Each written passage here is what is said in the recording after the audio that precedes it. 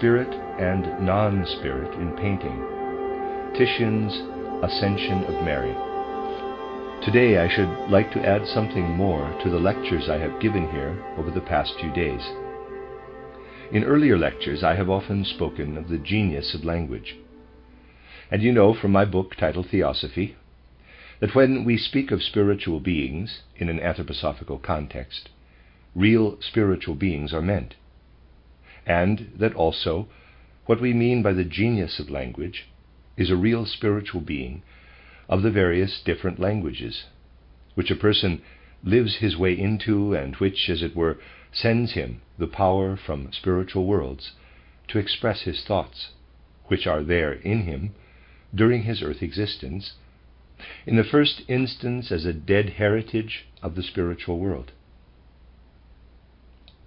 Therefore, it will be quite appropriate, particularly in an anthroposophical context, to look at some of the ways in which language is formed, and search there for the kind of meaning which comes from spiritual worlds, and which actually comes into being, to a certain extent, independently of man. I have also pointed out to you the extraordinary way we describe the actual artistic element, the element of beauty and its opposite. We speak of beauty, and in the various languages we speak of the opposite of this as ugliness. Hässlich, the root Hass means hate. If we were to use exactly the same kind of word for beauty as we do for ugliness, we should have to say something like loveliness instead of beauty, as the opposite of hate is love. We should have to say loveliness and ugliness. Yet we say beauty and ugliness, making from out of the genius of language a significant difference between the one thing and its opposite. Beauty, taking it now in the German, is connected with the word appearance, or something bright and shining.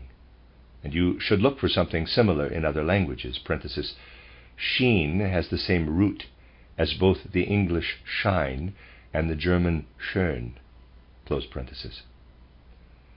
A thing of beauty comes to appearance or shines forth, that is, it shows its inner nature on the surface. This is the character of beauty, that it does not hide away but presents its inner nature in outer form. Thus, beautiful is when the inner qualities are revealed externally, and appearance is where something shines forth, revealing the being within. If we wanted to speak in this way of the opposite of beautiful, we should have to speak of things which hide away and do not make their appearance, which withhold their real being, and do not show what they are in their outer covering. Thus we speak of something objective when we say beautiful. If we wanted to speak just as objectively of the opposite of beautiful, we should have to use a word meaning hiding itself away, appearing different from what it is. But what we do is we become subjective instead of objective, and describe our relationship to what is hiding, and find that we cannot love what conceals itself, but have to hate it. Therefore, that which does not show us its real face is the opposite of beautiful. We do not designate it from the same level of our being, though, but from out of our emotions. We say that it is fit to be hated, because it hides and does not show itself. When we listen to language in this way, the genius of the language can tell us its secrets, and we must ask ourselves, quote, what is it we are actually striving for in art when we seek to achieve beauty? Close quote. Beauty in its widest sense, of course. What are we actually trying to achieve? Through the very fact that the genius of the language gets us to choose a word for beautiful that takes us beyond ourselves. We do not go beyond beautiful. We do not go beyond ourselves for the opposite, but stay in our emotions, in hatred. Through the very fact of having to go beyond ourselves, we indicate that beauty has a relationship to the spiritual element outside and beyond us. For what is it that makes its appearance? What we see with our senses does not need to appear to us, for that is simply there. What appears to us and shines forth in the sense world, revealing its being there, is the spiritual element. So, when we speak of beauty objectively, we are thinking of artistic beauty all the time as something spiritual that is revealed by art. Art has the obligation to really understand this appearance, this shining forth, this revelation of the Spirit pervading the world. All genuine art seeks the Spirit.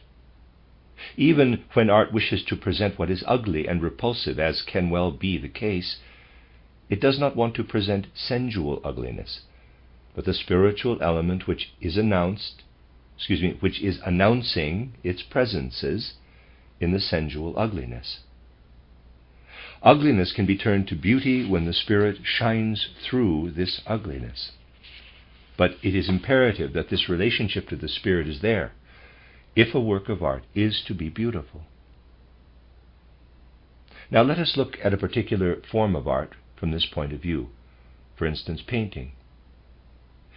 During the last 2 days, we have considered painting insofar as it is a revelation, through the understanding of color, of spiritual essence. One can say that in those particular times when people had a real inner knowledge of color, they knew the proper way to leave it to the genius of language to bring color into a relationship with the world. If you go back to olden times, in which there was an instinctive, clairvoyant knowledge of these things, you will find that there were, for instance, metals that were experienced as revealing their inner quality through their color, yet they were not given earthly names. There is a connection between the naming of the metals and the planets, because, if I may express it like this, they would have been ashamed to call what came to expression through the color by a purely earthly name. They looked on color as a divine spiritual entity that just lent itself to earthly things, in the sense I described a few days ago. In the gold of their gold pigment, they saw not only something earthly, but the sun declaring itself from out of the cosmos. Thus, even when they saw color attached to an earthly object, their primal experience was of something reaching beyond the earth. When it came to living things, these they accredited with having their own colors, as living things come closer to the Spirit, and Spirit has its own radiance. And they experienced animals as having their own colors, because in them a soul spiritual element makes a direct appearance. We can, however, go back to even more ancient times, when people's experience of art was inward and not outward. Actually, there was no painting then at all. To paint a tree green, it is almost stupid, isn't it, to talk about painting a tree? To paint a tree and use green paint is not art. Because whatever you achieve in copying nature, it will not have as much beauty and substance as nature itself. Nature is always more alive. We have no cause to imitate nature around us, nor does a real artist do that. A real artist uses the object, say, to paint the sun shining on it, or to observe a particular color reflex in its environment, in order to catch the interplay of light and dark. The object one paints is merely that which gives one the opportunity to do this. People never paint the flower in front of their window. They paint the light shining in through the window as seen through the flower. People actually paint the colored light of the sun. They capture that. And the flower is just the occasion for capturing that light. When we approach the human being, we can do this in an even more spiritual way.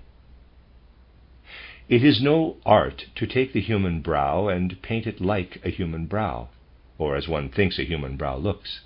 There is no sense in that. The task of the artist is to capture with a brush and color the way a human brow catches the falling sunbeams, where a softer light appears beside the brightness, the play of light and dark. In fact, to capture everything for which the subject affords him the opportunity, and relate the fleeting moment to the spiritual element. If you have artistic sensibility, then, when you look at a picture of, let us say, an interior, it is not a matter of looking at the person who may be kneeling at the altar. I once went to an exhibition with someone, and in the exhibition we saw somebody kneeling before an altar. One saw him from behind. The artist had set himself the task of capturing the sunlight coming in through a window and the way it fell on the person's back. Well, the man who came to see the picture with me said, quote, "I would prefer to see that person from the front," close quote. But that was only taking an interest in the subject matter, and not the art, wasn't it? He wished the artist had shown what sort of person it was, and so on. But you only have a justification in doing that if you want to show what can be perceived by means of color. If I want to represent a person on his sickbed suffering from a particular illness, and I study his complexion so that the illness appears visibly in the flesh, that can be artistic. Also, if I want to represent, say, in totality, how far the whole cosmos comes to expression in the human complexion, that can also be artistic. But if I imitate the way Mr. Robinson sits there in front of me, firstly, I shall not succeed, and secondly, it is not an artistic proposition. Artistic aspects are how the sun is shining on him, how the light is deflected by his bushy eyebrows. In fact, it depends on the effect of the environment on my subject. And my means of achieving this are light and dark, color and catching a fleeting moment, which I am justified in doing in the way I described yesterday. People had a real feeling for this in an age not even so remote from ours, and they could not imagine painting Mary, the Mother of God, without giving her a transfigured countenance. That is, a face so glorified by light that it lifted her above the ordinary human level. They could not imagine her in any other way than in a red dress with a blue cloak, because only in a red dress, which shows all earthly emotions, and a blue cloak showing the soul surrounding her with spirit, and with a face transfigured by the Spirit revealed in the glorifying light, could she appear properly in earthly life. But this is not fully artistic as long as we only feel it in the way I have just described it. I gave you an inartistic version, so to speak. You feel it in an artistic way the moment you create with red and with blue and with light, experiencing, as you do so, that the relationship of the light to the colors and to the darkness is a world in itself. So that all you actually have is color, and color tells one so much that the colors themselves and the play of light and dark create the Virgin Mary. To do this, you would have to know how to live with color, of course. Color must be something you live with. Color must mean for you something that has become emancipated from matter and weight. For heavy matter actually puts up a resistance to color when you want to use it for art. It is therefore contrary to painting altogether to paint with palette colors. These always show a certain heaviness when one has them on the canvas. One cannot live with palette colors either. One can only live with liquid colors. And in the life a person shares with color, when he has it in liquid form, in the unique relationship he has with it, when he puts liquid color onto the paper, color comes to life, and the world comes to life through color. A real art of painting arises when one grasps the nature of appearance, of revelation, of raying forth as a living factor, and makes use of this living revelation for what one is forming on the paper. A world will grow out of it by itself. For if you understand color, you understand a world ingredient. Kant once said, quote, "Give me some physical substance and I will make you a world." Close quote. Well, you could have given him a great deal of physical matter, but I can assure you he would not have made a world out of it, for a world cannot be created out of substance.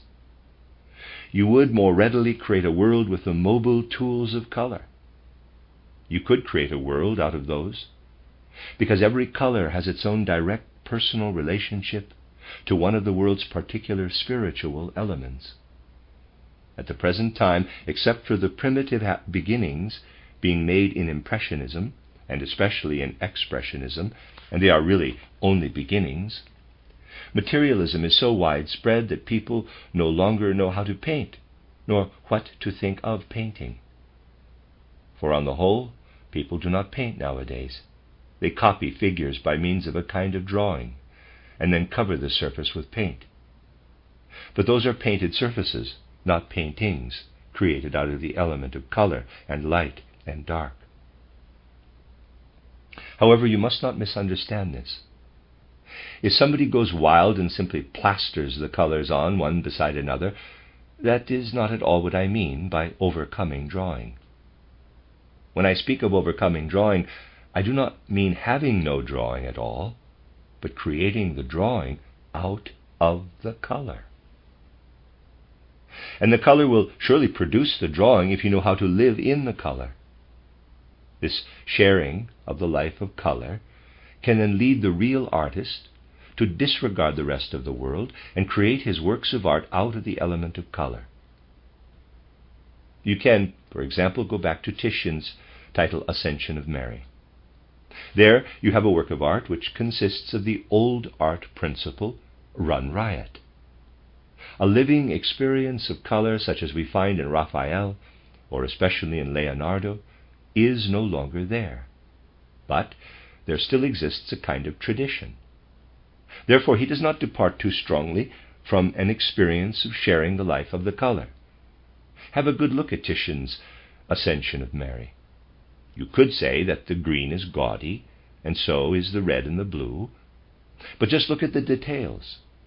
If you look at the way the various colors speak to one another, you have the feeling that Titian lived in color, and that in this picture he creates all three worlds from out of the color. Just look at the wonderful progression from one world to another. Down below are the apostles, who experience the event of Mary's ascension. Just look and see how he creates them out of color. You see by the color that they are bound to the earth, yet one does not feel that the colors are heavy. One only feels how dark the colors are in the lower part of Titian's picture. And this darkness conveys the impression of the earth-boundness of the apostles. In the whole way he had handled Mary's coloring, one experiences the intermediate realm. She is still connected with the earth below.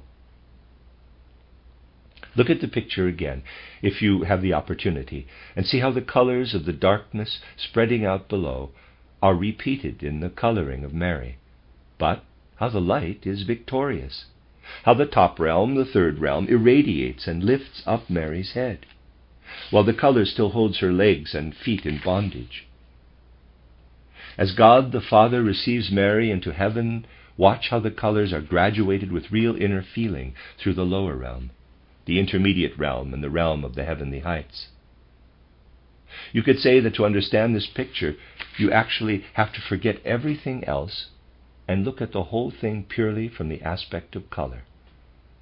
For the three levels of the world have been created out of color, not intellectually, but absolutely artistically. You could also say that it is really essential to the art of painting to portray this world of shining appearance, of shining revelation, in light and dark and color, in order to bring out the artistic aspect of the material realm of earth, and yet not let it reach the spiritual level. For if one were to let it reach the spiritual level, it would no longer be appearance, it would be wisdom. But wisdom is no longer artistic. Wisdom would raise it to the unformed realm of the gods. One would like to say, therefore, that with a real artist like Titian, who portrays something like the title Ascension of Mary, you have the feeling at the top, when you look at Mary being received by God the Father, or rather Mary's head being received, that one should not go any further with the use of light. It has reached the very limit. The moment you begin to go further, you succumb to intellectualism, which means you are inartistic. You must not go one stroke further with what is being indicated by light and not by the contour. For the moment you go too strongly into the contour, it becomes intellectual, inartistic. Toward the top, there is in fact the danger of the picture becoming inartistic. After Titian's time, artists rapidly succumbed to this danger. Look at the angels up to the time of Titian. When we ascend to heavenly regions, we reach the angels, don't we? See how careful artists were to remain in the realm of color. In pre-Titian times, and possibly to a certain extent with Titian too, you can still wonder whether the angels might not be clouds.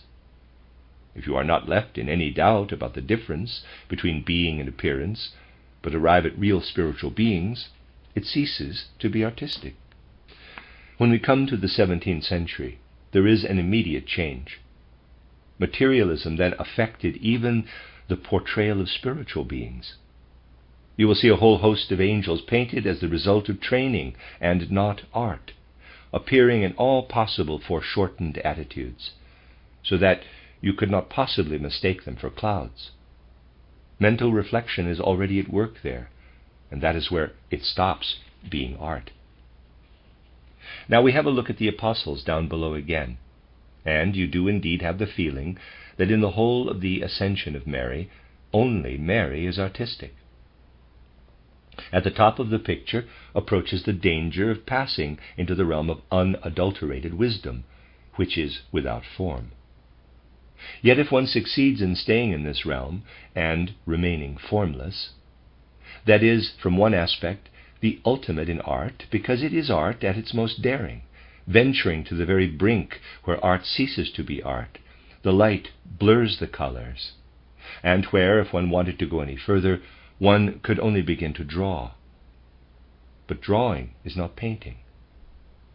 So at the top we approach the realm of wisdom, and the greater the artist, the more wisdom he will bring into the sense realm, the more chance there will be that the angels he paints, to choose a concrete expression, can still be called banks of cloud shimmering in the light.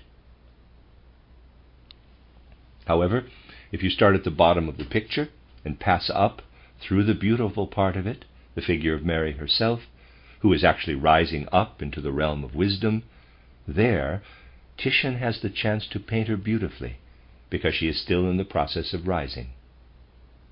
Judging by what it looks like, one has the feeling that if she were to rise a little higher, she would have to enter the realm of wisdom. Then art would have nothing more to say.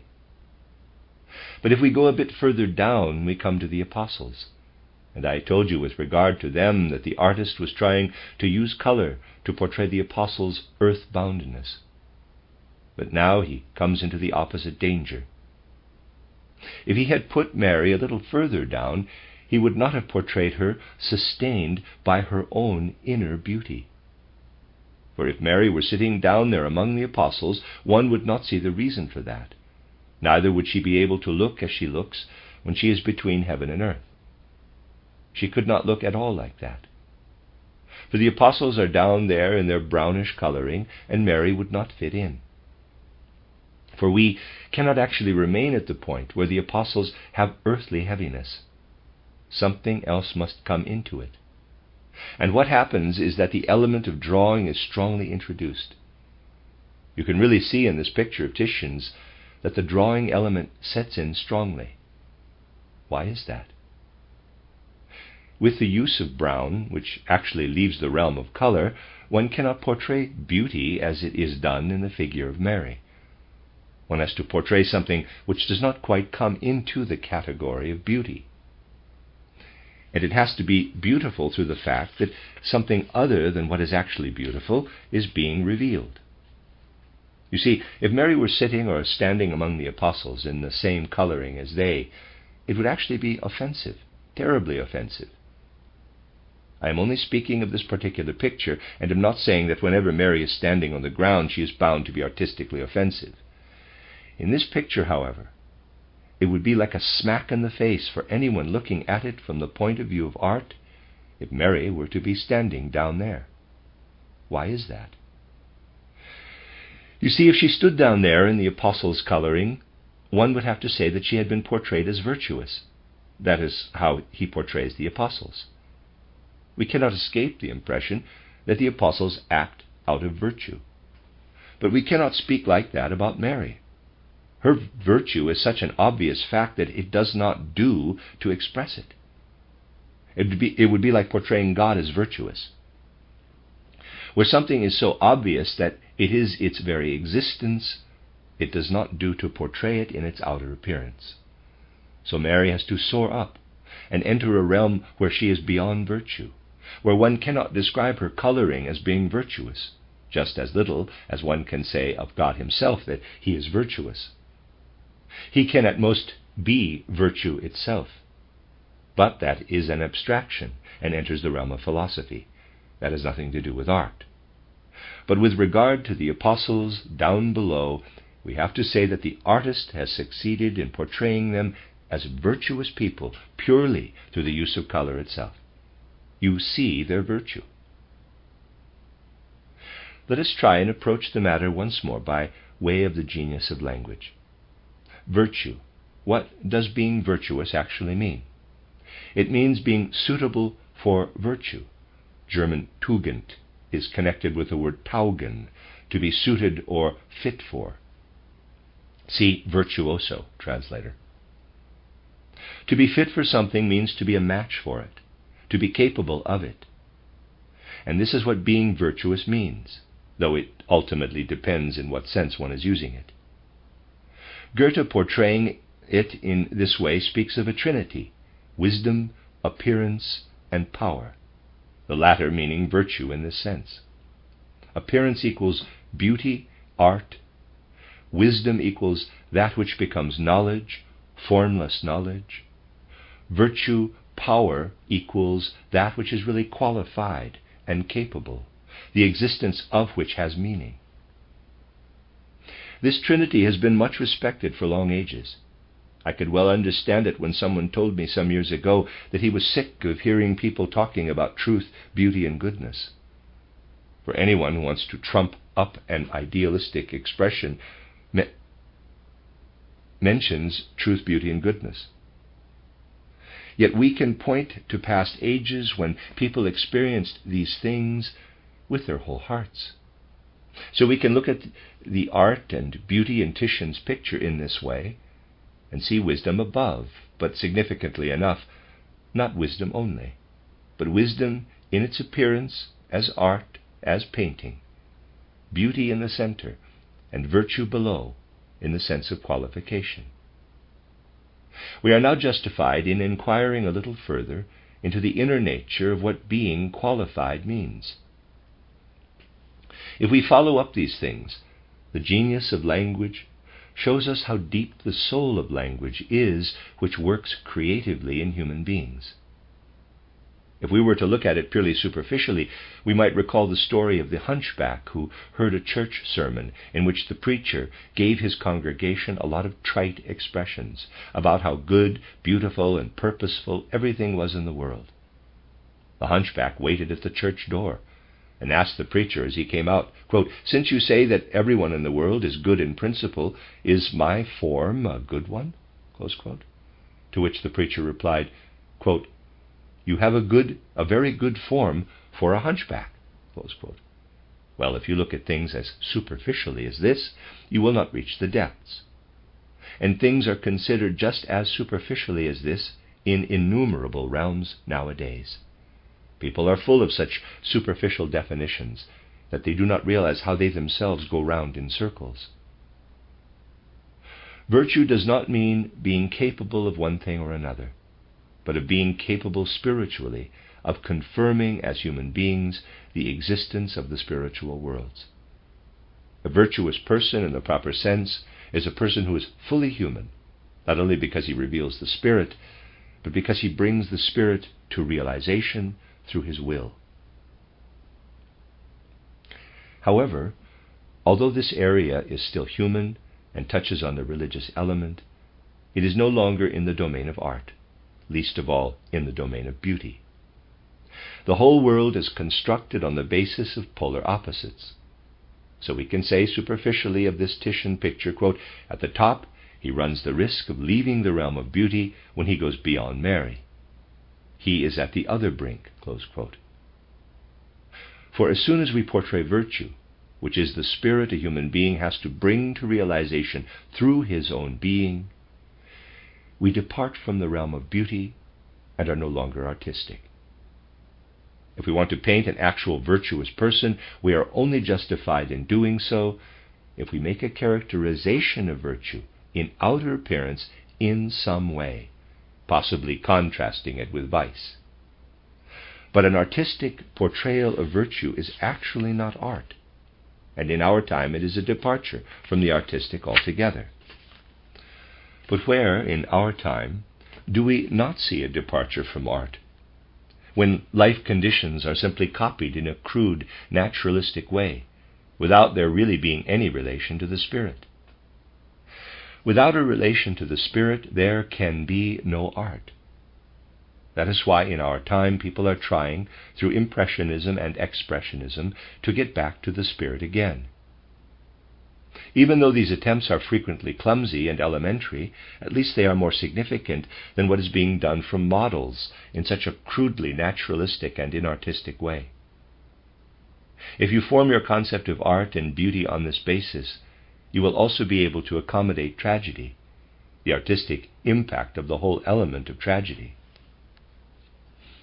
A person who lets his thoughts rule him and runs his life in an intellectual manner can never be tragic. And a person who is completely virtuous can actually never be tragic either. A person can become tragic if he has a tendency to inspiration, daimon, which means to the spirit. An individual begins to be tragic to the extent that a daimon works in him, either for good or ill. In present times, we are in the age where human beings are becoming free. Therefore, nowadays, an inspired person is an anachronism. That is the whole significance of the fifth post-Atlantean epoch, that human beings are changing from being inspired to being free. To the extent that a person becomes free, however, the possibility of tragedy ceases, so to speak. If you look at the tragic figures of old, even most of Shakespeare's tragic figures, there you have the inner workings of the daimon, which lead to tragedy. Wherever a person is the outer expression of a daimon spirit, wherever a daimon spirit shines and reveals itself through him, and man is, as it were, the medium for the daimon, there is the possibility of tragedy. Tragedy in this sense will more or less have to cease, for liberated mankind must become free of the daimon. As yet this has not happened. Mankind is succumbing to it more than ever. Yet the great task and mission of the present age is that mankind shall break away from the daimon and become free. But when we get rid of the inner daimons, the figures that turn us into tragic personalities, it is all the harder to get rid of the outer daimons. For the very moment the human being comes into relation with the outer world, a spiritual, daimonic relationship arises, even in the case of modern man. Our thoughts must become more and more free, and if, as I have portrayed in my title Philosophy of Freedom, thoughts become the impulses of will, willing will also become free. Those are the polar opposites which can become free: free thoughts and free will. But between these two is the rest of the human being, and this is connected with karma. Just as the spirit of a daimon once led to tragedy, now for modern mankind it will be the experience of karma, in particular, that can lead him into the most tremendous inner tragedy. Tragedy will not flourish, however, until human beings experience karma. As long as we confine ourselves to our thoughts, we can be free. When we clad our thoughts in words, the words no longer belong to us. What a lot of things can happen to a word I have spoken. It is taken up by someone else. He associates it with other emotions and feelings. The word continues to live. As the word passes through present-day humanity, it becomes a force, although it took its start from a certain human being. That is his karma, which connects him with the world and which can backfire on him again. And the word can indeed lead to tragedy, because it belongs to the genius of language and not to us, and therefore leads its own existence. That is just what is happening today, that mankind is heading for tragic situations because they overestimate language, overestimate the word. Nations form themselves according to language because that is how they want it. That has the makings of a colossal tragedy, which will break over the earth within this century. That is the tragedy of karma. Just as we can speak of the tragedy of olden times as the tragedy connected with the daimon, so we must speak of future times as the tragedy connected with karma. Art is eternal, yet its forms change.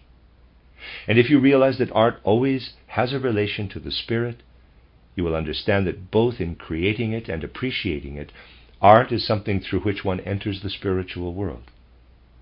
If one is a real artist, one can paint a picture in seclusion.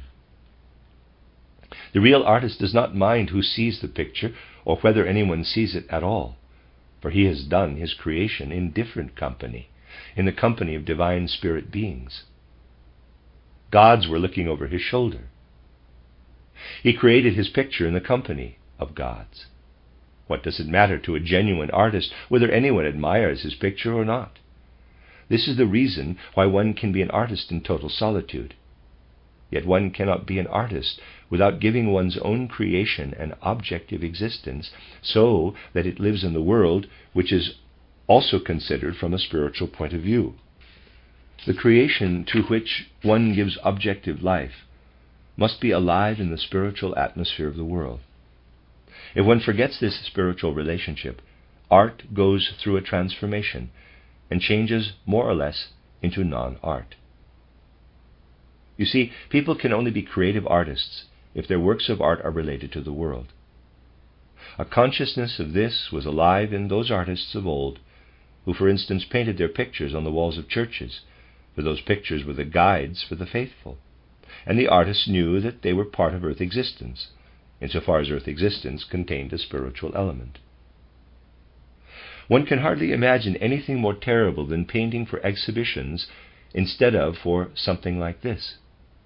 Basically, it is the most ghastly thing to go through an exhibition of paintings or sculpture and see things put side by side that have no connection whatsoever. When the art of painting changed from murals for churches and houses to the painting of pictures, it thereby lost its proper significance. If you paint a frame, you can at least still imagine you are looking out of a window, and what you are looking at is out there, yet it is no longer anything. But even painting for exhibitions, one cannot talk about it. An age that sees a point in having exhibitions has lost its connection with art. That is enough to show you how much progress will have to be made in the cultivation of the spirit before we have found our way back to art on the spiritual level. For one thing, exhibitions will have to be surmounted. Some artists certainly have an aversion to exhibitions, but nowadays we are living in an age when individuals cannot achieve much unless individual judgment is steeped in a world outlook which fills a person's being, but now in complete freedom, in the way in which people were permeated by their world outlook in ages less free, when it led to the growth of real culture. Nowadays we do not have any real culture.